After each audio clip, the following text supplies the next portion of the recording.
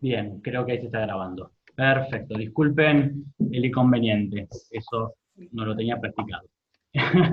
Sí, Bueno, pueden ver ahí bien la pantalla, ¿no? sí, perfecto. Ahí está. Bueno, como bien presentó la charla Fiorella, voy a hablar un poco de lo que son las políticas locales y participación ciudadana. Antes que nada, me gustaría, bueno, hacer una breve aclaración.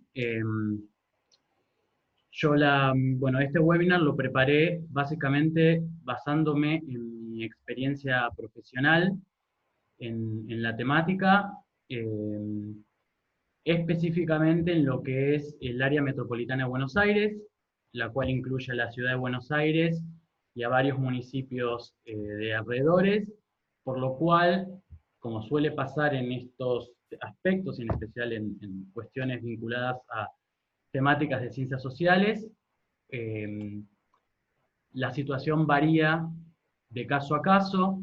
Mi intención con los ejemplos que voy a mencionar es tratar de extrapolar algunas cuestiones generales que, bueno, que puedan servirles a todos ustedes para, bueno, para aplicarlos en su trabajo, en sus ciudades de origen y, bueno, a implementar eh, y mejorar lo que es la participación ciudadana en nuestras ciudades. Bueno, voy a comenzar un poco hablando de la importancia de lo que son las ciudades sostenibles, de por qué desde Calidoscopy nosotros apuntamos a trabajar por ciudades sostenibles. Hoy por hoy, la agenda de muchos países y de muchas ciudades está regida un poco por lo que son los objetivos de desarrollo sostenible, y uno de ellos, en particular el objetivo 11, habla específicamente de lo que son ciudades y comunidades sostenibles.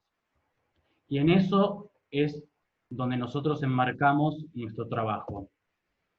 Específicamente de lo que voy a hablar hoy, está vinculado con lo que es la meta número 3, que tiene que ver con aumentar en nuestras ciudades la capacidad para planificar y gestionar de manera participativa. Esto también se puede vincular, por ejemplo, con otras metas, como son las 7, que habla del acceso universal a zonas verdes, espacios públicos, y la accesibilidad. Eh, Todos somos testigos de cómo la accesibilidad hoy en día es uno de los puntos más importantes de lo que es la agenda pública, y eso está estrechamente vinculado también con lo que es gestión participativa y participación ciudadana. Y con otro punto, con otra meta con la cual está vinculada, es con el tema de los vínculos económicos, sociales y ambientales. Estas tres dimensiones, la dimensión económica, la social y la ambiental, son las que teóricamente componen lo que es desarrollo sostenible, y es por eso que nuestras ciudades deben apoyar lo que son estos vínculos, deben trabajar con estos vínculos. Perdón, bien. Eh, por otro lado, también se vincula específicamente con lo que es el objetivo 16. Voy a mencionar brevemente este punto que tiene que ver con eh, la promoción de sociedades pacíficas e inclusivas, y eh, para que esto sea realidad es necesario que se adopten en todos los niveles de decisiones. Cuando nosotros hablamos de niveles de decisiones, hablamos de la instancia local, de los gobiernos municipales, comunales, etcétera, gobiernos provinciales o estatales, según, bueno, el país del que se trate, gobiernos nacionales, y obviamente también estamos hablando de lo que es a nivel internacional. En en todos estos niveles de decisiones, en todos estos niveles de gobierno, es necesario que se adopten medidas y herramientas participativas y que representen a toda la sociedad. Dicho esto, eh, contemplando este marco eh, teórico a nivel internacional y a nivel de agenda pública internacional, quiero hablar concretamente de por qué es importante la gobernanza local y la participación ciudadana para garantizar que una ciudad sea sostenible.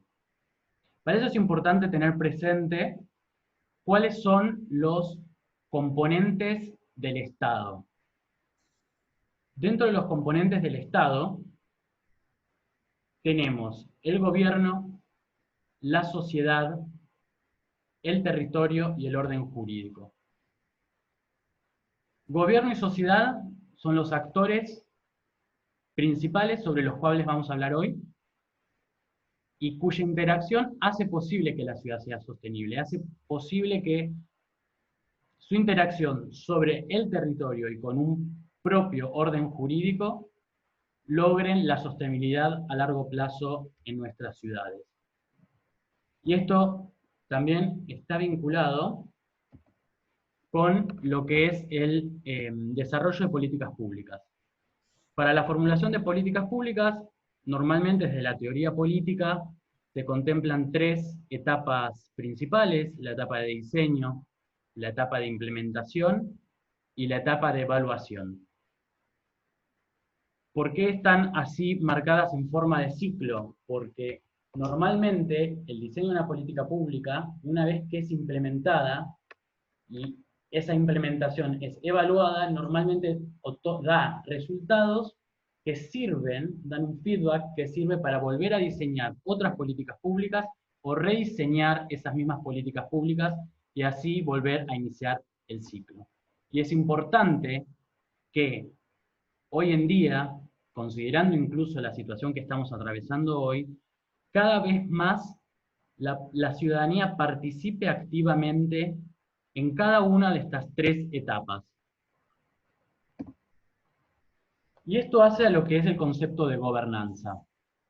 El concepto de gobernanza justamente es este proceso de interacción que se dan entre actores estatales y no estatales, entiéndase el gobierno local, provincial, nacional, y los actores no estatales, el ciudadano y las organizaciones de la sociedad civil. Esta interacción que se da para aplicar políticas dentro de un marco jurídico con sus reglas formales e informales que permiten esta interacción. Dicho esto, me voy a adentrar un poco más en lo que son las formas existentes de participación ciudadana. Esta clasificación la hice yo en base un poco a mi experiencia y algunas lecturas que he hecho, pero no es una clasificación taxativa, y además todas las distintas formas de participación van a ver que pueden encuadrar en distintos lugares, y en definitiva, como pasa con muchas de las clasificaciones, existen híbridos y formas grises en el que un tipo de participación puede ser tanto formal o informal, puede ser bottom-up o top-down. Bueno, como acabo de mencionar, una de las formas en las que se puede clasificar la participación ciudadana es según la formalidad. En ese caso existen mecanismos formales. Los mecanismos formales básicamente son más estructurados, tienen un marco jurídico o normativo o reglamentario más estricto, la participación puede ser más limitada, el objeto sobre el cual se va a trabajar también puede ser más limitado. Dentro de las formales podemos contemplar los foros, que muchas veces son convocados por los gobiernos o por distintas instituciones con un fin específico. Presupuesto participativo, que también normalmente tienen respaldo de una norma jurídica atrás, con sus normas, que especifica la manera de participación. Lo mismo ocurre con lo que son las audiencias públicas. Las audiencias públicas suelen ser de las más estructuradas, pues ya tienen que cumplir, ya se meten en un procedimiento más legal y jurídico. Las conferencias también pueden ser convocadas por por distintos organismos estatales y no estatales, y bueno, la elección, que es, digamos, una de las formas de participación por excelencia. Después lo que son las informales son ya los mecanismos que no tienen por ahí un marco muy estricto. Pueden ser, por ejemplo, las redes sociales. Hoy por hoy, con el avance de la tecnología, eh, las redes sociales constituyen hoy por hoy una forma de participación ciudadana. De muchas de estas vamos a hablar un poquito más después, en profundidad. Ahora es simplemente para mencionarlas. Bueno, existe el contacto directo, más con la informalidad a veces que contamos en América Latina. Se da muchas veces que el ciudadano tiene fácil acceso a los funcionarios, porque los funcionarios también suelen recorrer la calle o presentarse en distintos ámbitos públicos, y el contacto directo a veces de los ciudadanos constituye una manera de participación ciudadana de mucha informalidad y que muchas veces logra objetivos más concretos que otros mecanismos. Y bueno, lo que son las manifestaciones en la vía pública, las marchas, etc. Después, otra forma de clasificarlos es según el rol del ciudadano. Esta es una clasificación que surge bastante de lo que es también la teoría política. Tenéis la forma bottom-up, que en inglés significa de abajo hacia arriba. Esta forma es justamente, bueno, es la que el ciudadano es más activo, ¿no? Es el ciudadano que desde su lugar propone al Estado distintas iniciativas. Como ven acá, ya se mezclan, hay mecanismos que ya son informales, como las manifestaciones o las redes sociales, pero también hay mecanismos formales, como las audiencias públicas, los foros o el presupuesto participativo. Otra forma es top-down, ya son mecanismos que son bajados desde el gobierno, desde los estados. Ahí entra lo que es los mecanismos de transparencia activa. La transparencia activa es un concepto que es bastante nuevo también en lo que es ciencia política, que es el Estado, por oficio, por motus propio, informando y haciendo partícipe al ciudadano. Que está muy vinculado también con lo que es con lo que es la rendición de cuentas, a la que deberían estar obligados los funcionarios.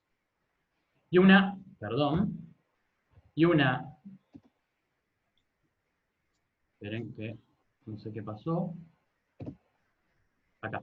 Y según la última forma de clasificarlos es según el nivel de organización. Una manera más organizada, típicamente son las organizaciones de la sociedad civil, y no organizada es lo que un poco estábamos hablando, es sin una organización, un formato establecido, en las que pueden entrar las redes sociales o las manifestaciones cuando no están enmarcadas con una organización establecida. Ahora, para distender un poco, les voy a pasar un fragmento de un episodio de Los Simpsons. Se ha dicho muchas veces que Los Simpsons explican muy bien la realidad. A veces son un espejo muy claro. En este fragmento, justamente, lo que se ve es una dinámica de presupuesto participativo. En este caso, el municipio recibió un dinero del señor Burns, el cual infringió la ley con un... Esperen que esto lo... A ver, no sé si se ve. Ahí está. Bueno, tuvo que pagar una multa justamente por violar normativa de la asociación ambiental, y bueno, están decidiendo, se convoca a la ciudadanía para decidir qué van a hacer con la plata que pagó el señor Burns. A ver si ahí se ve. Sí, se ve. Escucharemos sugerencias para el empleo de los $2 millones. ¿No son $3 millones?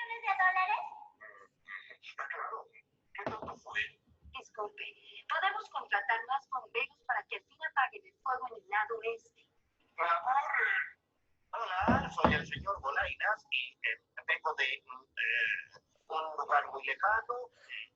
Sí, eso es. En fin, yo digo que gastemos el dinero en la planta nuclear. Sí, estoy de acuerdo con Dolainas.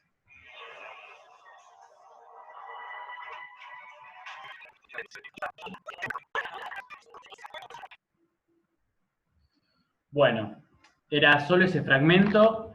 Se me escucha de vuelta, ¿no? Sí. Todo el episodio completo, la verdad que es muy interesante cuando uno lo ve desde esta perspectiva. Yo simplemente puse el fragmento vinculado a lo que es el debate en el ayuntamiento. Pero bueno, hay un debate previo también de la familia pensando, bueno, en qué gastaría la plata, y bueno, todo el desarrollo final que tiene que ver con la implementación, bueno, de un proyecto que nada tenía que ver con lo que la ciudadanía quería. Yo esto... No, perdón, Ahí está. Bueno, esto un poco lo quería usar de introducción para uno de los mecanismos que para mí es uno de los más interesantes en participación ciudadana, que es el presupuesto participativo. Esto es un mecanismo que la verdad que representa un gran desafío también para las ciudades, tanto para los gobiernos locales como para la ciudadanía. Básicamente porque se tiene que lograr un balance entre lo que obviamente el Estado considera que es bueno para la ciudad y lo que también obviamente la ciudadanía considera. Hay distintas formas. Recién en el capítulo de Los Simpsons vimos que es de manera presencial, en la que los ciudadanos se expresan libremente, expresan sus opiniones, sus sugerencias. En ese pedazo no se ve, pero después hay una votación a mano alzada. Bueno, esa es una de las tantas formas. Normalmente lo que tienen todas las formas de presupuesto participativo en común es que es la ciudadanía proponiendo, son dos instancias, la ciudadanía proponiendo propuestas, para la redundancia, haciendo sugerencias en las cuales se gastaría el dinero del municipio, y la misma ciudadanía votando entre todas esas sugerencias. Normalmente, bueno, obviamente tienen un marco jurídico que las respalda y suelen ser sobre temas específicos. Recién, justamente en el mismo episodio se ve, son sobre temas de seguridad, espacio público como es el bacheo de calles, mejor alumbrado, más espacios verdes, más arbolado urbano. Lisa previamente a eso también habla de mejorar la escuela, tecnología para la escuela, puede ser también reparaciones en escuelas o clubes sociales. Bueno, tiene que ver con temas u objetos que son específicos o más vinculados con lo que es, más vinculado directamente con la vida cotidiana de la ciudadanía, son cuestiones más específicas. Y normalmente lo que se pone a consideración es un monto presupuestario determinado. No creo que haya lugares en los que se someta el 100% del presupuesto a consideración por la ciudadanía. Normalmente es un monto. En el caso de Los Simpsons fue una multa específica, pero bueno, se puede establecer incluso por ley un porcentaje del presupuesto anual para que sea considerado por la misma ciudadanía. Y este es un clásico ejemplo también de bottom-up, si bien, como mencioné antes, suele ser un híbrido, porque obviamente la convocatoria la hace el municipio, y la forma y el mecanismo también lo establece el municipio. Yo voy a mencionar un caso particular, a modo de ejemplo. Esto es en la municipalidad de Vicente López. Vicente López es un municipio que es lindante, o sea, vecino a la ciudad de Buenos Aires. En este caso, se usa mucho la tecnología, se invita a los ciudadanos a enviar sus propuestas de manera online. Y hay un periodo en el que se reciben esas propuestas, están además focalizadas por cada barrio, se pueden subir propuestas específicas para los distintos barrios que componen el municipio. Pasado el plazo en el que se suben las propuestas, esas propuestas se ponen a consideración por los vecinos. De manera, de hecho este año por toda esta situación, la votación se va a hacer de manera online, pero en su momento también para ayudar a la difusión de este mecanismo, se hacía una votación presencial en distintos espacios públicos, en plazas, delegaciones municipales y demás, en las que había una especie de urna y los ciudadanos podían completar en una ficha tenías hasta tres opciones para elegir, la gente votaba, ponía en el buzón, y de paso, bueno, era una forma también de concientizar a la ciudadanía sobre este tipo de mecanismos.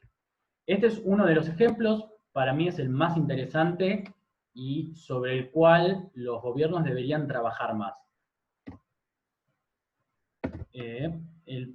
Otro de los casos son los foros. Los foros, como les digo, pueden ser convocados por organismos estatales o también instituciones académicas, otras instituciones públicas. Las organizaciones sociales también las pueden convocar. Normalmente tienen un objetivo concreto y están orientadas a temas específicos vinculados con el objetivo de brindar información o de formar, etc. Esta foto, a modo de ejemplo, es el Foro de Cambio Climático de la Ciudad de Buenos Aires.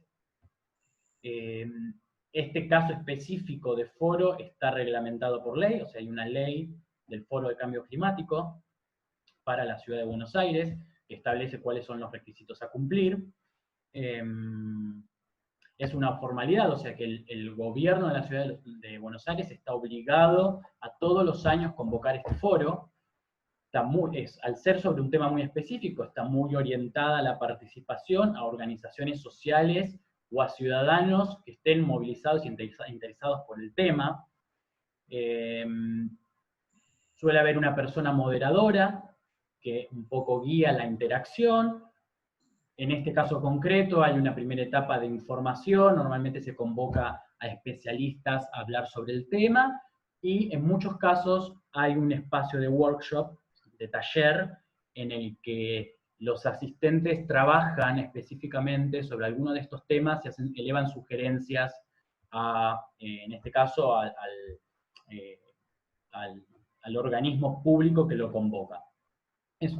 También es un mecanismo bastante interesante, como les digo, funciona muy bien para lo que son temáticas específicas de participación, y doy fe que en este caso concreto, las sugerencias que surgen del trabajo en estos foros son tenidas en cuenta por los organismos públicos. Otro tema interesante, otro mecanismo interesante son los encuentros con vecinos. ¿Cuál es la diferencia? Es que estos encuentros con vecinos suelen ser más amplios y más inclusivos. Son sumamente importantes porque, por ejemplo, en este caso de la foto que ven, esto es un encuentro con vecinos de un barrio vulnerable de la Municipalidad de Campana. Campana también es un municipio, está a 70 kilómetros de la ciudad de Buenos Aires, por lo cual ya tiene muchas diferencias a la ciudad de Buenos Aires, o sea, tiene características medias mixtas entre ciudad, pueblo, campo. Bueno, es un caso muy distinto a lo que es la ciudad. Y lo interesante acá que se trabajó mucho con esto era un proyecto que se estaba implementando, un proyecto a nivel nacional, y la idea era que sea inclusivo, que la gente del mismo barrio participe y no solo escuche y se informe sobre las cosas que se estaban haciendo en el barrio, sino que opinen, hagan sugerencias, porque en definitiva el foco de que esto a veces es muy difícil para muchos decisores políticos, en especial a nivel nacional, porque cuando uno está a nivel nacional está por ahí más alejado de lo que es el campo o la ciudadanía en particular, y se pierde un poco el foco de cuál es el objetivo de las políticas públicas, que es justamente traer beneficios y traer beneficios para la ciudadanía. O sea, si vos en este caso, si van a hacer un montón de mejoras de infraestructura en el barrio, y no es lo mismo que vos caigas con toda la maquinaria para, suponte, asfaltar una calle, si vos previamente hiciste un encuentro de este estilo, en el que vos escuchás e informás a la gente. Es muy importante el espacio de escucha. La gente, de hecho, una de las preguntas creo que está vinculado a eso, a cómo ser escuchados, ¿no? La gente quiere ser escuchada, siempre viene con muchas inquietudes. Esto también es uno de los grandes desafíos, porque en Latinoamérica creo que es muy poco lo que se escucha a la gente, y la gente tiene ganas de ser escuchada. Entonces estos espacios son sumamente importantes, y es sumamente importante que los decisores se tomen el trabajo de hacer estas cosas y realmente escuchen. Y bueno, y obviamente que se trate de incluir a la mayor cantidad de gente posible, a la mayor cantidad de vecinos posible. Y fomentar esto del diálogo. Es muy importante que haya una interacción de igual a igual en estos casos. Estoy usando el espacio y no... Ahí está. Otra de las formas de participación son las organizaciones de la sociedad civil. Algunos lo consideran un medio. Para mí es una forma de participar, porque es la ciudadanía organizada. Después, más adelante, voy a hablar en concreto de este ejemplo. Las organizaciones de la sociedad civil son muy útiles, justamente, que eso también está vinculada con las preguntas que hicieron.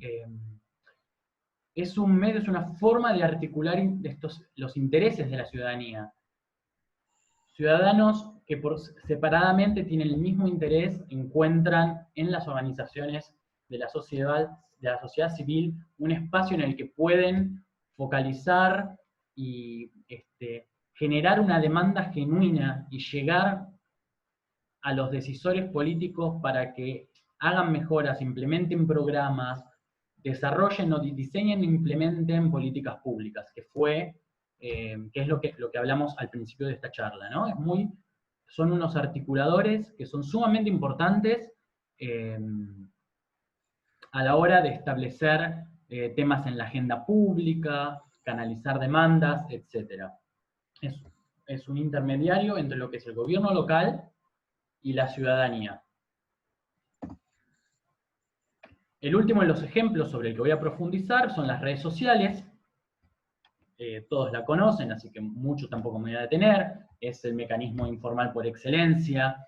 Se basa concretamente en el uso de las nuevas tecnologías, permiten superar todo lo que son los límites espaciales, temporales, y cuando a veces son organizadas por personas, organizaciones y demás, logran instalar temas en la agenda pública. Un caso muy conocido, por todos, es el de Greta, que logró instalar en los medios y en las redes sociales el tema de cambio climático como uno de los principales temas de la agenda pública internacional. Brevemente voy a hablar un poco sobre un caso concreto, que es el de Geofans. Geofan es una organización de la sociedad civil de la que soy voluntario. Esta organización trabaja en el municipio de Vicente López. Yo la considero un caso exitoso por lo siguiente. Primero, porque logró canalizar la demanda de la ciudadanía, que estaba muy preocupada por el tema de la disposición final de los residuos. Básicamente, una de las principales acciones que tenemos en la organización es concientizar sobre la separación de residuos, y en una actividad concreta que la realizamos mensualmente, recibimos los reciclables de los vecinos, aprovechando ese punto de encuentro también para concientizar, para informar, y para un poco divulgar estas ideas, y todos esos reciclables después son retirados por una cooperativa de trabajadores de lo que nosotros llamamos cartoneros, de recuperadores urbanos, que se encargan ellos de después comercializar el material reciclable. Por eso también es que tiene un fin social lo que estamos haciendo. ¿Cómo es que entra el tema de gobernanza local? Bueno, todo este trabajo que hicimos por 6 años sentó las bases para que, si mal no recuerdo, ya hace 2 años, se implemente en el municipio lo que se llama el Día Verde. El Día Verde es un circuito de recolección domiciliaria de material reciclable. Entonces, los vecinos dejan en sus puertas lo que es el material reciclable, y hay un camión de la municipalidad que pasa a retirarlos. Como ven, está organizado según los barrios del municipio, tienen un día específico en el que son retirados, y hasta el momento la verdad que tuvo una buena recepción por parte de la ciudadanía.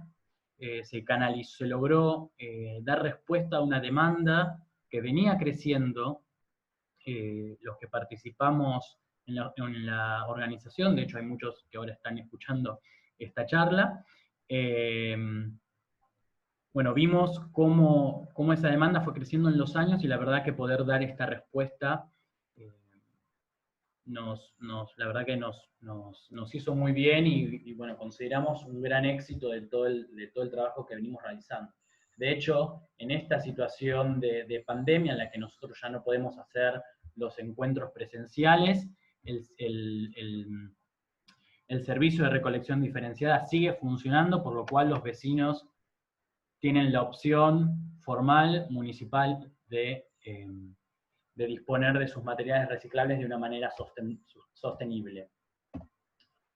Por último, para cerrar, quiero cerrar un poco con lo que son con lo que creo yo que son los desafíos para el futuro, para poder alcanzar ciudades sostenibles, especialmente en Latinoamérica, más allá de las diferencias a las que hacía referencia al principio, las diferencias que puede haber entre las distintas ciudades y municipios.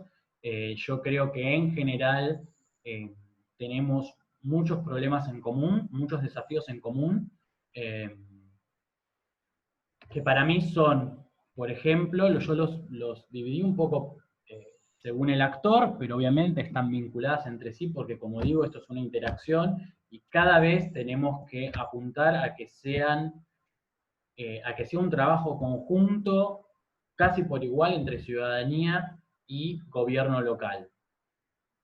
El Estado, por su parte, tiene el desafío de crear más espacios de participación real. Uno de los grandes problemas hoy por hoy es que los estados, en especial muchos gobiernos locales también, implementan estos mecanismos por una mera formalidad, porque están exigidos por una ley, hay muchos programas de cooperación internacional del Banco Interamericano de Desarrollo, del Banco Mundial, que exigen instancias de participación ciudadana para poder girar fondos. Entonces, en pos de recibir ese dinero, hay muchos municipios que cumplen con una instancia, por ahí realizan un encuentro de vecinos en la que no se preocupan mucho por la convocatoria, en la que va un funcionario a exponer lo que se va a hacer y no hay un verdadero diálogo entre las dos partes, se sacan una foto y con eso reciben los fondos. Yo creo que uno de los grandes desafíos es darle mayor importancia a estas instancias de participación, especialmente a las que son bottom-up, a las que le dan mayor importancia a la actividad del ciudadano. Y el desafío entonces es, para mí, generar estos espacios. Uno de los grandes aprendizajes de esta pandemia es poder contar con el uso de la tecnología para poder garantizar el acceso universal a estos mecanismos. Como mencioné antes, por ejemplo, en el caso del presupuesto participativo, que uno pueda usar las plataformas, la página web, las redes sociales para votar sobre los distintos proyectos, es también una forma de universalizar más lo que es la participación ciudadana y llegar a más gente. La educación ciudadana, promover la educación ciudadana, concientizar a la gente de lo importante que es involucrarse y participar en la cosa pública, en lo que es de todos. Como vuelvo al ejemplo de los Simpsons. Si uno transita una calle que está bacheada y que le dificulta la circulación, es bueno saber que uno tiene derecho a exigir de manera respetuosa por los canales institucionalizados y de manera constructiva exigir al municipio que se dé lugar a esa demanda. Y obviamente para garantizar un buen uso de estos mecanismos es necesario que se garantice el acceso universal a la información. Si el ciudadano no está bien informado, es muy difícil que pueda participar adecuadamente, que pueda hacer sugerencias acorde. Entonces es bueno que la información sea buena, sea concreta y sea accesible e inteligible para todos. Por su parte, la sociedad civil, creo yo que es importante también reconocer un poco las obligaciones, puede ser un poco fuerte, pero es un poco la responsabilidad, vamos a hablar de responsabilidad, la responsabilidad de la sociedad civil para participar en estos espacios. La organización suele ser muy efectiva, suele canalizar la demanda de manera articulada, de manera constructiva, de manera respetable. La organización suele ser uno de los canales más efectivos y las organizaciones de la sociedad civil está probado de que logran una mayor llegada a los decisores políticos y cada vez más participan en las instancias de formulación de políticas públicas. Por eso es muy importante que se promueva la organización y que dentro de la misma sociedad. Informarse, así como el Estado tiene el desafío de garantizar el acceso universal a la información, la sociedad civil también tiene la obligación y la responsabilidad de informarse, de usar esos canales, de usar la información que está, tratar de ser consciente de qué información es errónea o incompleta, y con esa información poder, y ahí paso al otro punto, poder involucrarse y poder participar más de los espacios, del espacio público, poder participar más, involucrarse más en el desarrollo de políticas públicas. Bueno, un poco esto es la exposición, no sé, creo que hasta incluso me pasé del tiempo, perdón un poco. Sí. Genial, me encantó tu exposición. Y hay algunas preguntas de la gente, a ver si nos puedes ayudar con esto. Carlos Rangel pregunta, ¿cómo se crea una ONG? ¿Es de manera obligatoria ser una ONG para hacer las actividades que mencionas de participación ciudadana? También hay otra pregunta que dice, ¿a qué se refiere exactamente con educación ciudadana? Y por último, ¿cómo lograron la participación ciudadana de los vecinos de la localidad mencionada? Bien, bueno, empiezo con el primer tema. Eh, Esto puede variar mucho según el país y según incluso las distintas localidades. Las ONG normalmente tienen requisitos a cumplir por leyes establecidas. Nosotros, por ejemplo, acá en Argentina hay un instituto público que se encarga de de darles la formalidad, ¿no? Uno se presenta con una serie de documentación, eh, normalmente, bueno, implica que haya una cierta cantidad de gente, que tengan una sede, eh, la sede igual es también una formalidad, puede ser incluso la casa de uno mismo, eh, y que tengan y que cuenten, obviamente, con una serie de documentación que detalla lo que es los objetivos de la organización, la misión, de qué manera van a realizar esos objetivos, y en el caso nuestro, en el caso de Argentina, esta institución, que es la IGJ, la Inspección General de Justicia, es la que se encarga obviamente de analizar esta documentación y, dar y darle la personería jurídica a la ONG. Obviamente hoy existen también muchas agrupaciones que no tienen esa formalidad, eh, que son agrupaciones por ahí más informales, que no están constituidas legalmente, pero que obviamente funcionan y logran, digamos, y se manejan de la misma manera que una ONG. ¿Cuál es la desventaja? Es que muchas veces la formalidad te permite participar de ciertos espacios, en algunos no lo mencioné, pero en algunos casos, por ejemplo en el caso de Vicente López funciona, existe una mesa ambiental que en la que el municipio convoca a organizaciones de la sociedad civil para participar en los temas ambientales del municipio, eh, que obviamente para eso necesitas ser legalmente una ONG. Otro beneficio es la posibilidad de aplicar y de recibir fondos de parte de distintas instituciones. Por eso tiene sus beneficios estar constituido como ONG, y no ser una mera agrupación de vecinos que estén unidos por un mismo tema, que igual tiene sus ventajas, una agrupación de vecinos puede también tranquilamente participar de un montón, que esa ya es la otra pregunta que hace, ¿no? Puede participar de un montón de estas actividades.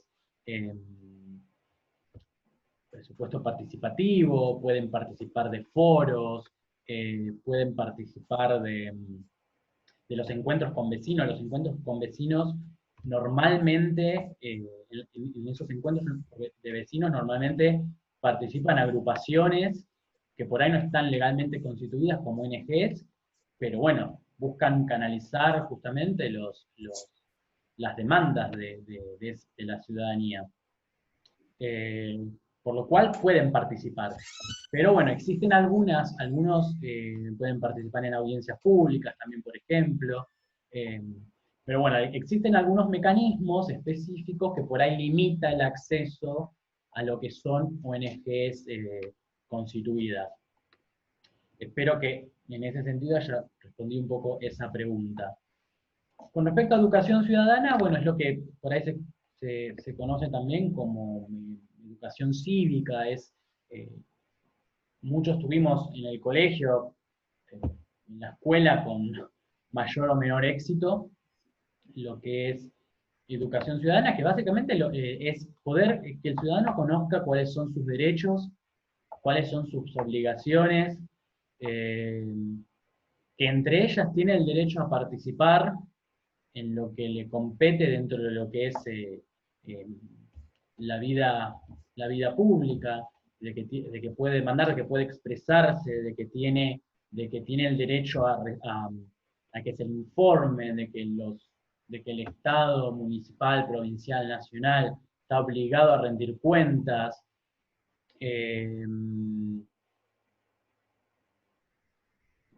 Tradicionalmente que está muy vinculada a lo que es el voto, al derecho al voto, qué es lo que implica. Bueno, tiene un montón de aristas lo que es la educación cívica. Yo no soy un especialista en educación, por eso tampoco es que puedo profundizar más en ese tema. Y además imagino que hoy por hoy, con el avance de las ciencias sociales y demás, debe haber un montón de mejoras y de cuestiones muy diversas en cuanto a la educación ciudadana. Debe seguramente haber cuestiones vinculadas con el acceso también a la tecnología, que puede ser considerado un derecho. Bueno, tiene básicamente que ver con eso, con lo que es saber cuáles son tus derechos y tus obligaciones y poder ejercerlos. Y la otra pregunta está vinculada a la participación ciudadana en Vicente López. Calculo que se refiere a lo que es el proyecto, lo que es el caso nuestro de la organización de Geofans. Bueno, ahí fue mucho nosotros trabajamos mucho con una feria orgánica a la que asiste mucha gente, hubo mucha difusión desde ese lado. Obviamente contamos al principio con el respaldo del municipio para lo que es contar con un espacio visible, nosotros eso lo hacemos en una plaza, por lo cual es un espacio en el que circula mucha gente, tener folletos que informen, remeras que nos identifiquen. Bueno, es un municipio, es vida muy de barrio, donde la gente, el mismo vecino circula, vos tenés un contacto directo con el vecino, por lo cual eso facilita mucho lo que es la llegada al vecino. Y después, una vez que se implementó lo que es el Día Verde, lo que es este sistema de recolección diferenciada, ahí, bueno, ya el municipio se encargó de hacer su propia difusión, de hacer campañas, se hizo incluso campaña puerta a puerta, en la que un grupo de voluntarios y trabajadores municipales informaban al vecino sobre sobre la implementación de este nuevo proyecto, con folletería también, con distintas charlas, se usó mucho las redes sociales, se usó el sitio web del municipio, se usaron los medios locales. Hay muchas formas de poder difundir este tipo de mecanismos y llegar al vecino y que el vecino participe. No sé si con eso más o menos quedaron un poco claras esas preguntas. Hola Mati, yo creo que sí, que quedó bastante claro, aparte que acá un participante comentó un poco más el tema jurídico. Y nada, creo que ya llegamos a la hora completa. Espero que a todos los participantes les haya gustado la exposición, y no solo gustado, sino aprendido algunas cositas de las experiencias de Argentina, que me parece que igual en varias ciudades de Latinoamérica tenemos más o menos los mismos procesos, y me pareció sumamente interesante los ejemplos que nos has puesto, Matías, pero sobre todo súper importante los desafíos, motivador, exacto, súper importante los desafíos que tenemos como ciudadanos. Como bien decías, Matías, no solo tenemos derechos, sino también deberes. Entonces creo que, como lo mencioné al inicio de la charla, todos podemos participar en esto, ya sea con una ONG constituida, ya sea como alguna organización barrial, desde nuestra posición en alguna empresa, en el Estado, todos podemos poner nuestro granito de arena, involucrarnos en lo que está pasando en nuestra sociedad, voltear y ver qué es cuáles son las problemáticas, cuáles son las necesidades y cómo podemos apoyar en las soluciones, ¿no? Sobre todo en este contexto que nos permite soñar, que nos permite tocar puertas y nos permite pedir cambios y hacer cambios. Así que agradecemos a todos. Es un buen momento justamente para uno involucrarse, interesarse más, ver qué opciones hay en cada uno de las ciudades, y bueno, el desafío de todos, de este interés que tenemos, el interés que nos lleva a participar de este tipo de charlas, convertirlo en acción, involucrarnos.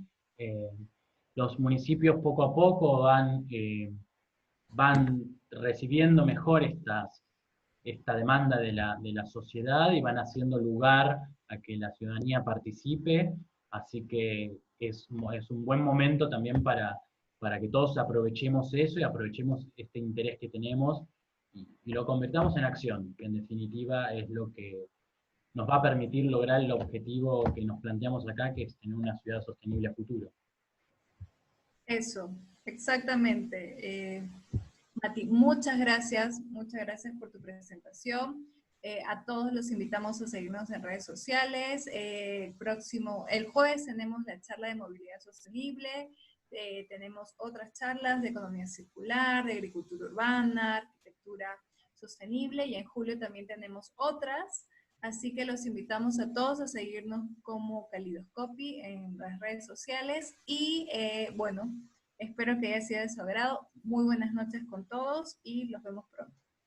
Gracias a todos por escuchar y por estar ahí. Sí, gracias.